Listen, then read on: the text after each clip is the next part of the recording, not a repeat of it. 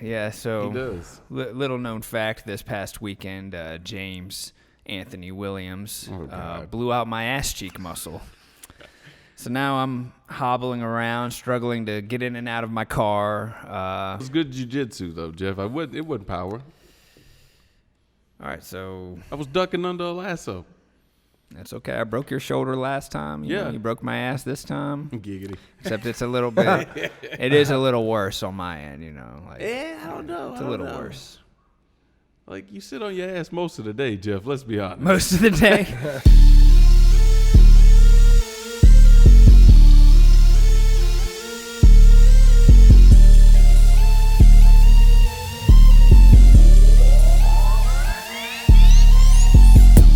Welcome to another episode of Jiu-Jitsu by the Train Tracks. You like how I just snap right into it there? Like it. So today, first of all, let me go ahead and introduce. We've got James Anthony Williams across here in the co-host seat. And just to let you guys know, we are also on YouTube. So if you're listening to this on our many audio platforms that we're up on, including Spotify, Google Podcasts, and Apple Podcasts? Apple Podcasts. Breezer? Yeah.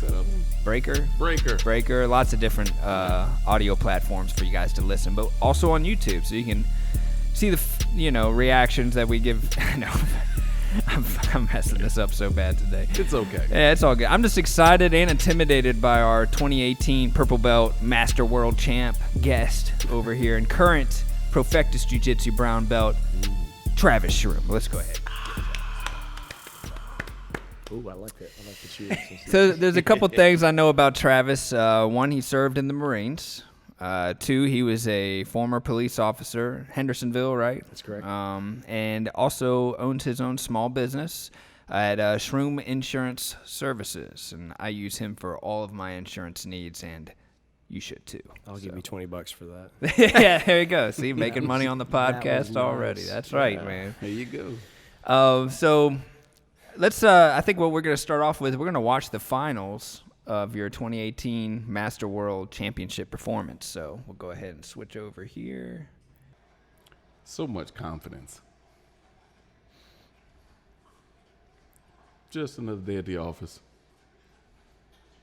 He's already tired of shit. This is his fourth fight. It's a long day. That's a long day. Four fights. Actually, one division. To be real honest, I wasn't tired at all. Nice. I had plenty left in the gas tank at the end of this one, so I had done the correct amount of conditioning. Nice. So we got a little bit of a lapel pass underneath here. Starting to work for that knee cut.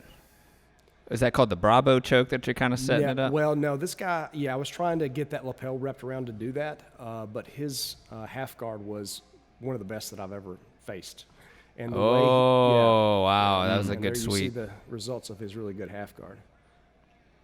That was an excellent sweep right to knee on belly.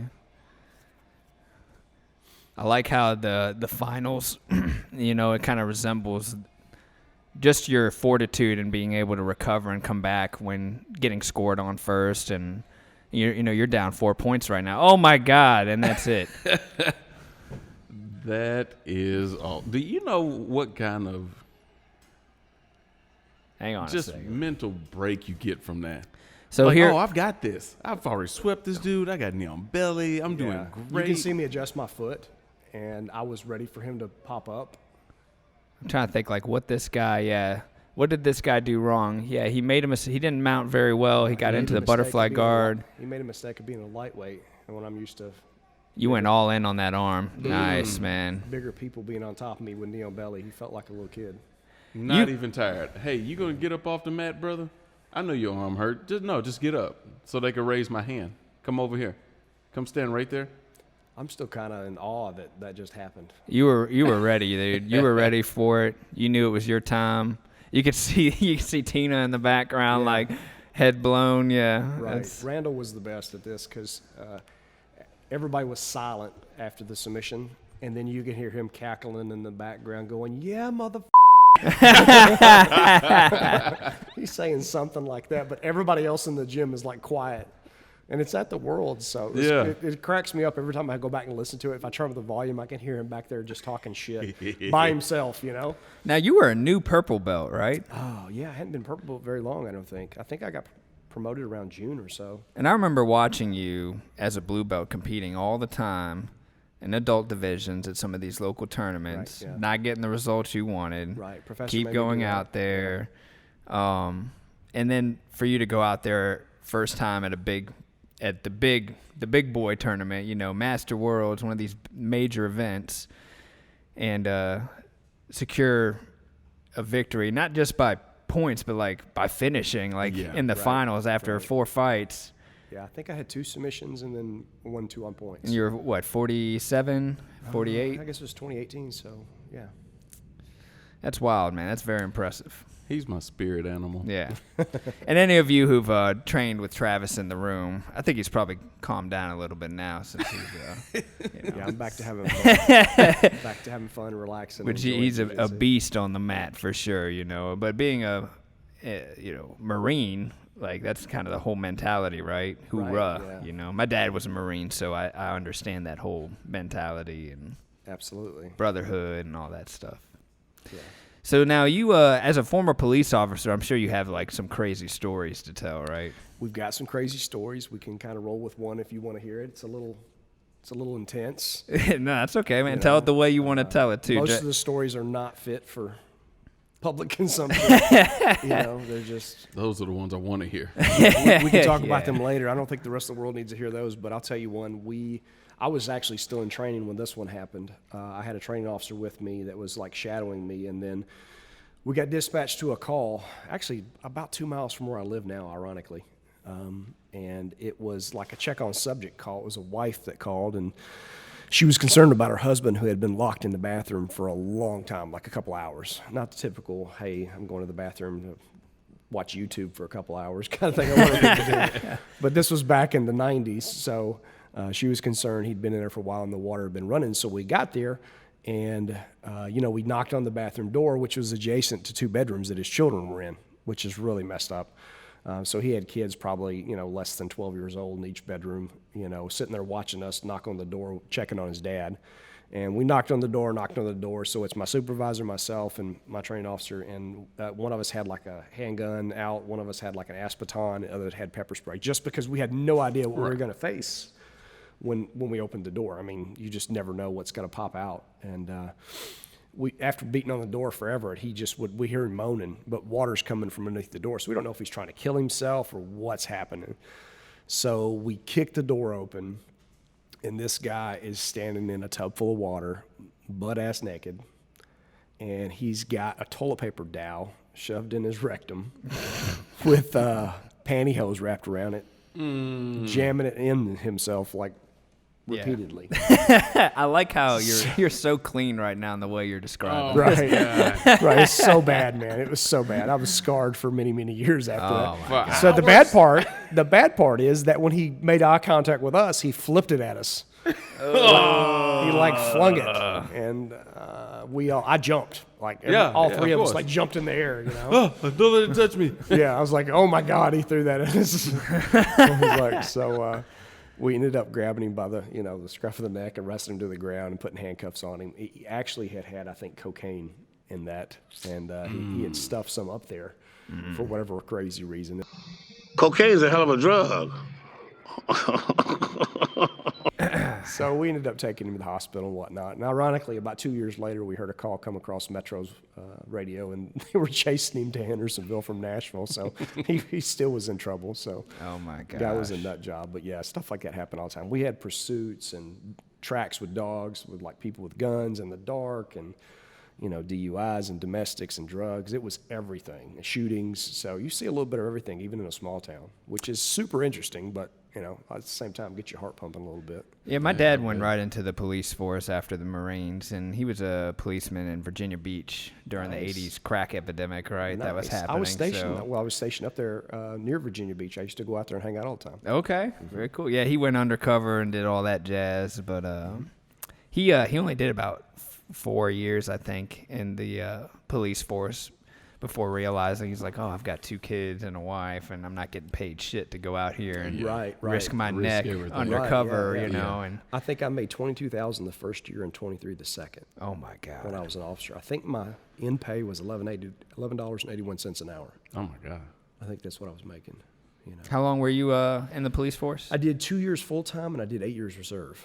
So after I started my own business, I didn't want to let go of the police stuff because, I mean, you know, you never know when you start a business what's going to happen. So I just kind of held on to my certification and kept getting. You have to go through post training every year. Like you have to get so many hours to keep your, you know, badge good, I guess, for lack of a better word. So I ended up staying on for another 8 years as a reserve officer. So I did 10 years total.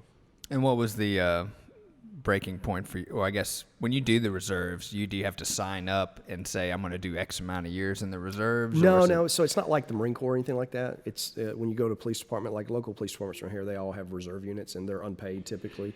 We got paid to do stuff like, you know, traffic events or something like a holiday or something or a basketball game. I mean, there was different things we get paid for doing and they needed extra help because they were always short.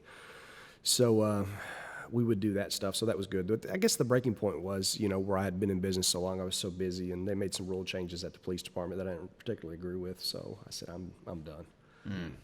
So, at what point did jiu-jitsu come into play for you? Because yeah, so that's a good story too. So one of my best buddies moved here. I mean, I didn't know him at the time. He ended up being a good friend now, but and at that time he moved here from New York, and he worked at a police department in New York.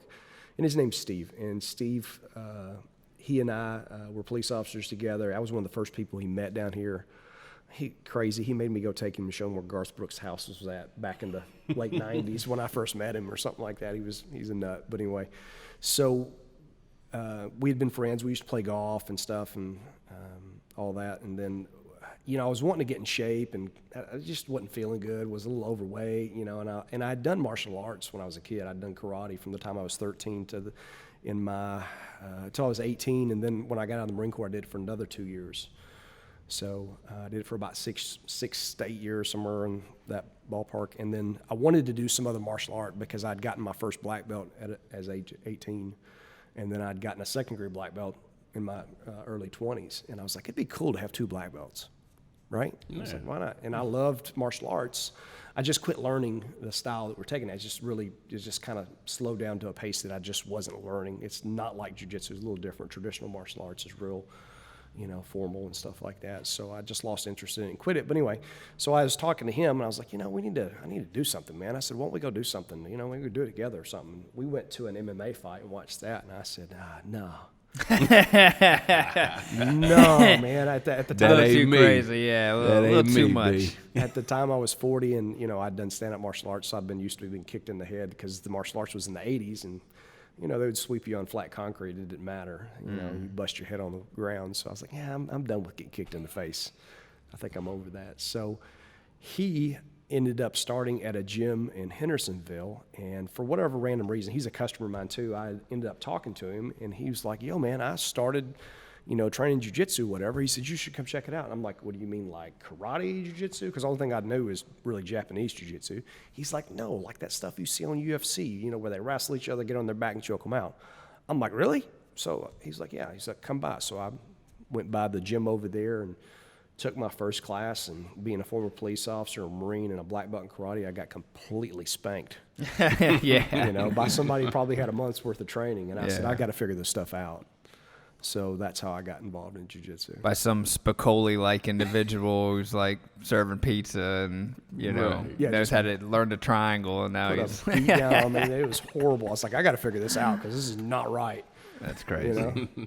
It's funny how like that humility is really the driving factor for a lot of us, and why we kept seeking to come back here and like figure out the puzzle, right? Yeah, right. I hear several people we've had come through, their responses, I got to figure this out. Like, this guy just walked all over me. I got to figure this out. Right. So it's interesting it keeps replaying over and over. More people I hear, like, they just want to unsolve the puzzle pretty much. Right. I was in great shape too. I was like, this is crazy. Yeah. You know, because I was good at stand-up karate. I mean, I wasn't terrible.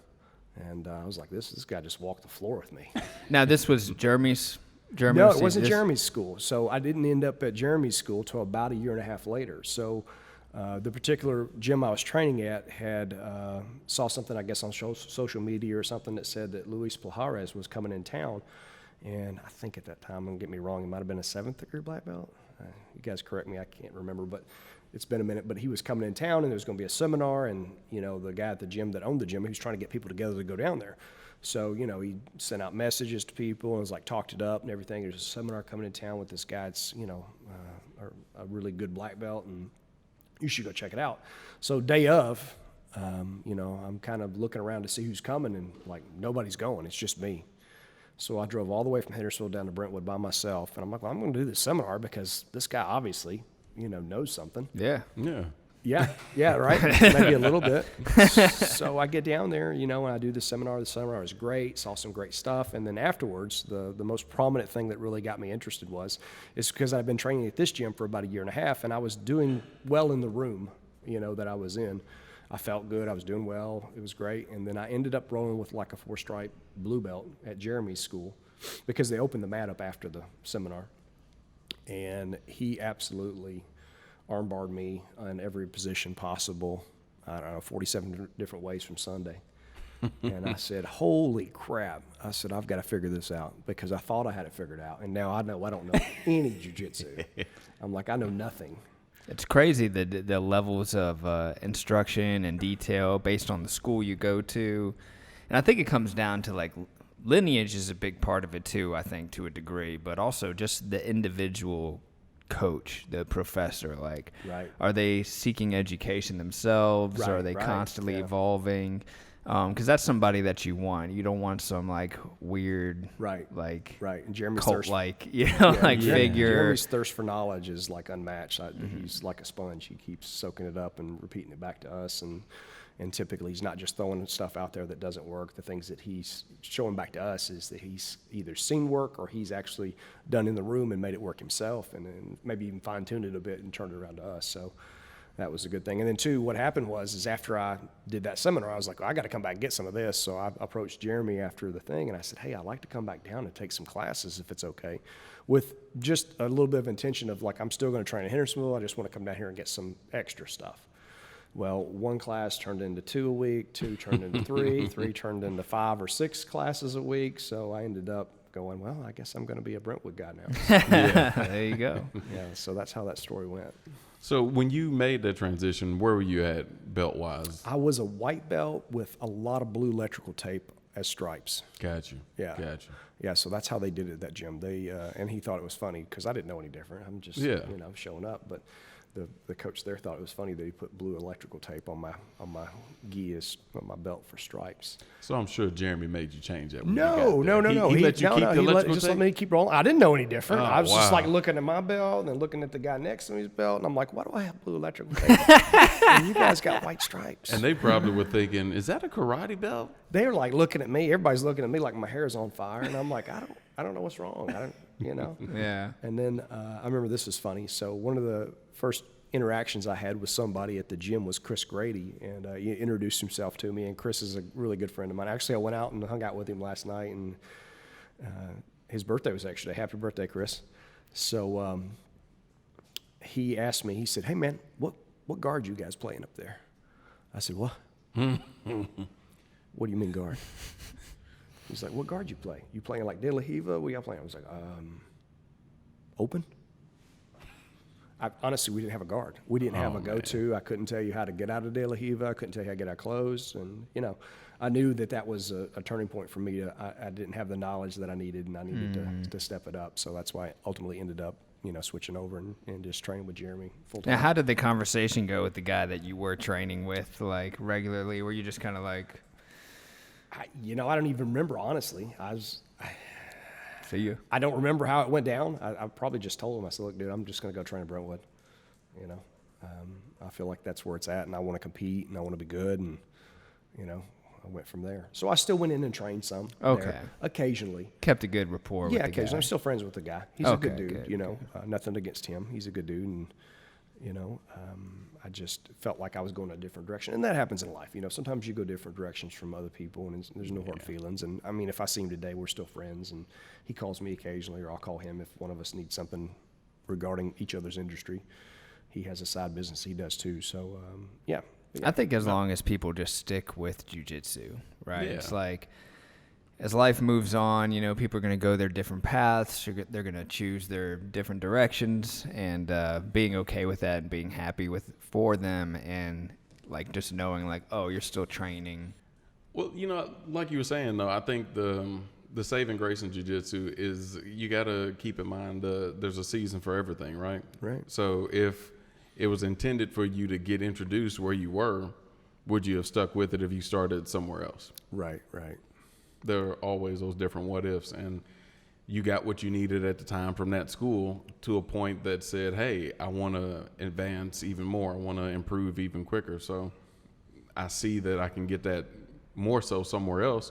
I'm going to go there. And if the day comes that you open your own school, or you decide, hey, Jeremy's going to partner and open a school with you, maybe that's the new season in your life. Possibly, but not likely. I used to teach stand-up karate, martial arts back in the late 90s before I started becoming a police officer. So I did that for 2 years full time, and that was 6 days a week, standing on hard floors, barefooted, and they didn't have mats like this. That's not how karate gyms typically run. So it's usually carpet. Yeah, I think I got on concrete. I think I got enough. You know, I really enjoy helping people now.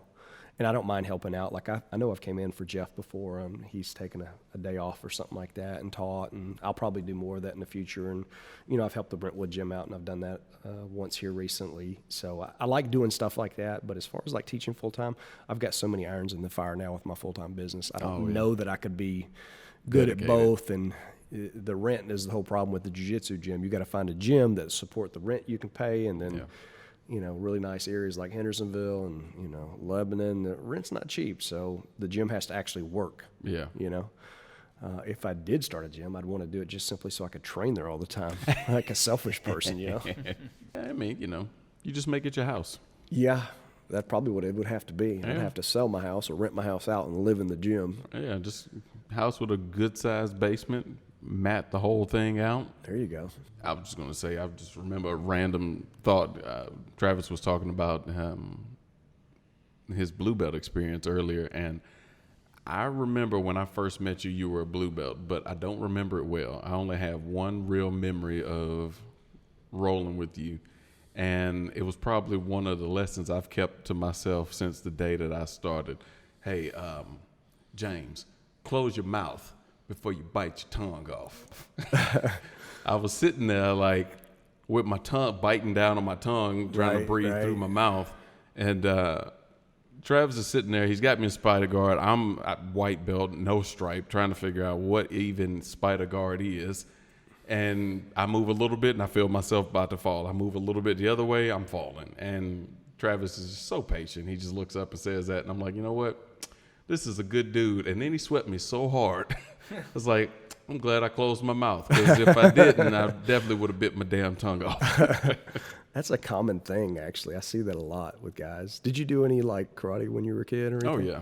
Yeah, I see that more with people that do like karate, I think, than anything else. Really? Yeah, like a lot of facial things. There's another guy that trains in Brentwood. He does the same thing. He does the tongue thing, and he does a lot of facial like stuff. Like, you know, karate, you do the ki thing and all that jazz. Yeah. You're always making faces and straining and stuff. So, yeah, it's kind of seems common with that. I was doing it too when I started, so I'm no different than you. I was doing the same thing. Well, I know I get it from my dad. When he's working on cars, he's chewing on his tongue while he's taking cars apart. Right. It's just this old country boy. Yeah, I'm going to get over here in a second. I'm like, okay, that's great. And, of course, I end up doing it as I get older, and it takes Travis telling me, hey, don't do that here. You're going to kill yourself. You're going to bleed out on this mat. It's going to be on the floor in a minute flopping around. You never talk shit again. Nah, it'll be the last time. So, so my camera's done. But, you know, we'll keep going with the show. I can't create storage in the middle of an episode. So. No, we can't do that. Yeah. So now it's just a Travis and James show. Yeah. So pressure's on James to hold a conversation. Can he do it? Of course I can. We'll find out in the next couple minutes. Pass your guard. I'm joking. Break my ass cheek in the process. Hey, whatever it takes. I've been joking about that for years. Like, hey, I blew an ass cheek, but now you really did it, and so yeah, it's actually kind of funny. And I'll tell you, it was the grossest sound I ever heard in my life. You know the sound of like biscuits popping open? Yeah. It sounded like that and gi pants ripping at the same time. Dang. I passed it and then I heard it and he just rolled over kind of making noises and I instantly felt bad and I was like, you just ripped your pants, right? Please tell me you just ripped your pants.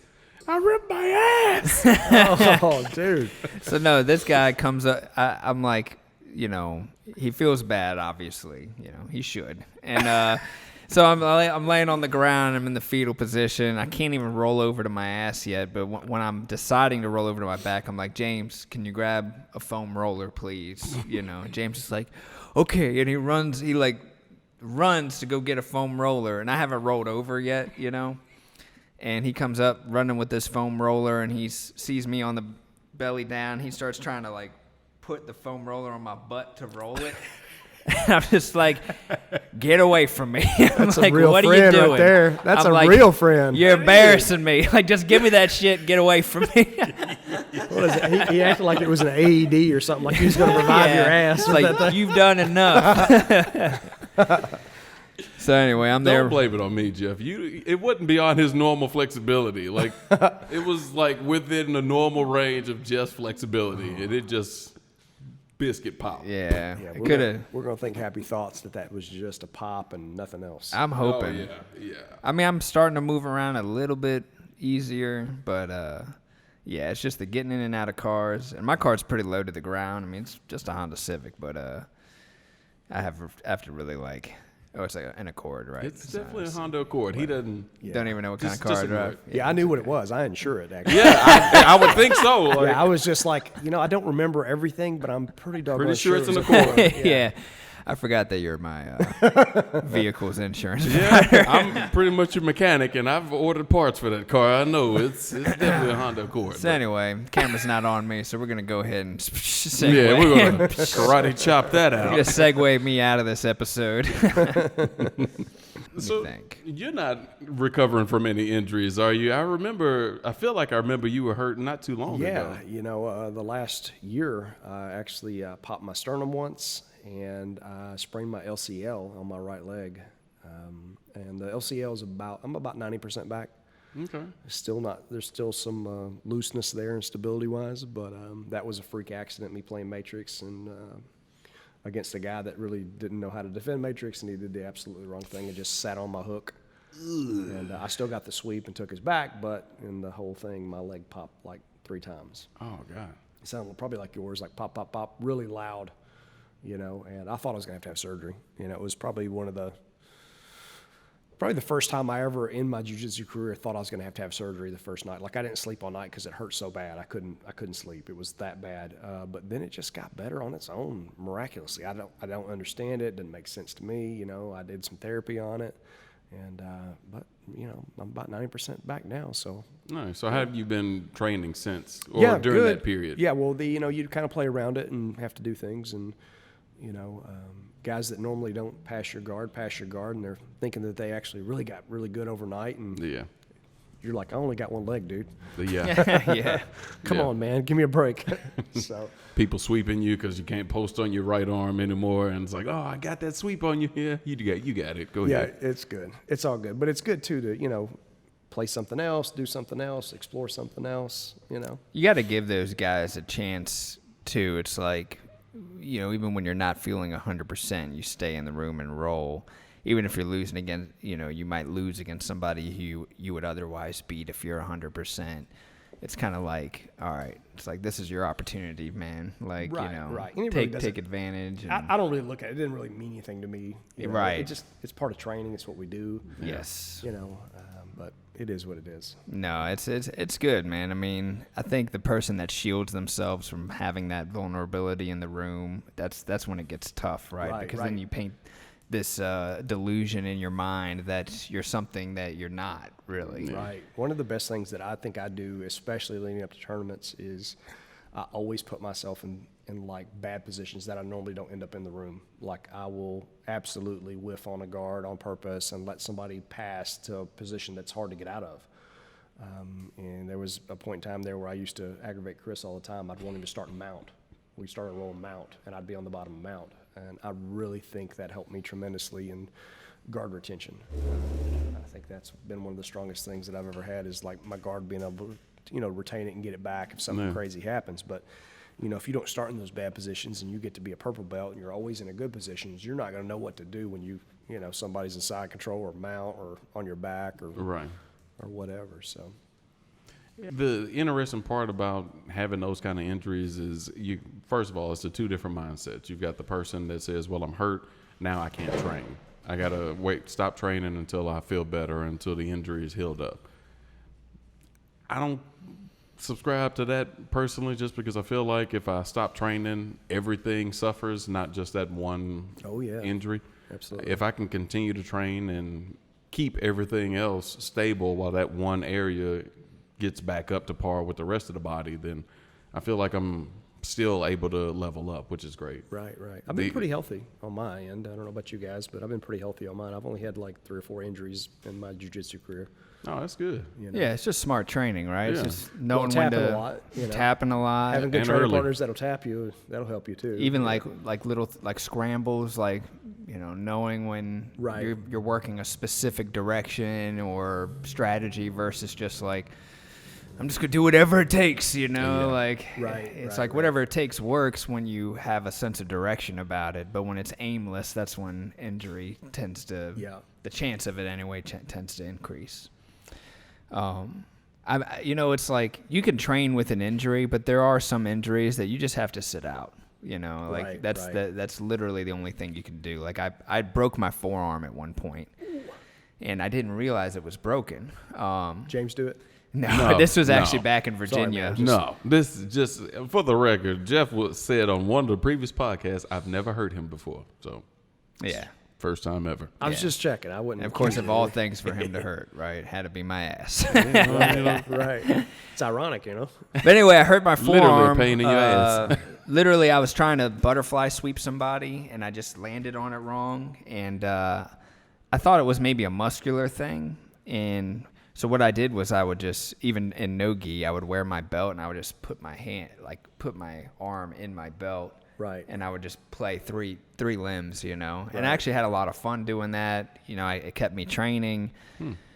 But 2 weeks down the road, my arm still hurts. Like, it is not getting better. And I'm like, I hate going to the doctor, but I'm going to go ahead and go get an x-ray or whatever it is that I need to figure out. And sure enough, x-ray comes back, and I've got this like perfect separation. So you know how like your forearm kind of looks like a chicken wing bone, and one of the a flat. So yeah, it's like the two, and then one of them's just completely so my forearm was broke.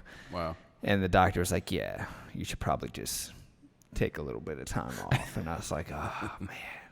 And it's frustrating. Like you get emotional about it sometimes because nobody likes to feel that vulnerable. Jiu-jitsu, you like to feel or think of yourself as like strong and capable. In control. Yeah. And when something happens that now all of a sudden you're like limping around or you can't lift something or, you know. For me it was like a drug, man. I mean, jiu-jitsu was so early on, especially when I got injured. My first injury was like a rib injury, and I did not want to miss class.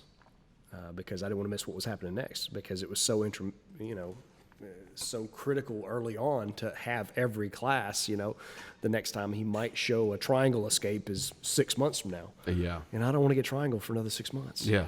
So that actually is a true story too. That happened to me, one of the guys that I train with now and good friend, he ended up, I think, winning Pans that year, but he triangled me like a gazillion times, plus everybody else in the gym. But I was ready for that triangle class, defense class to come around. How do I quit this and keep this from happening? This is really bad.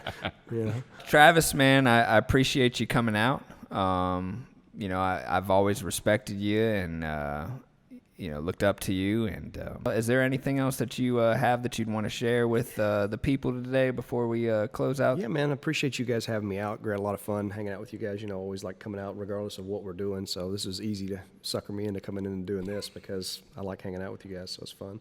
So I think, I get a lot of questions, especially from new people that start at the gym, because, as a brown belt, we're always helping us kind of teach on the side, like if we're doing technique or whatever. The common things that I always see that white belts always need to know, they need to know how to get out of closed guard. You know, they need to know how to pass De La Hiva. They need to know how to pass half guard.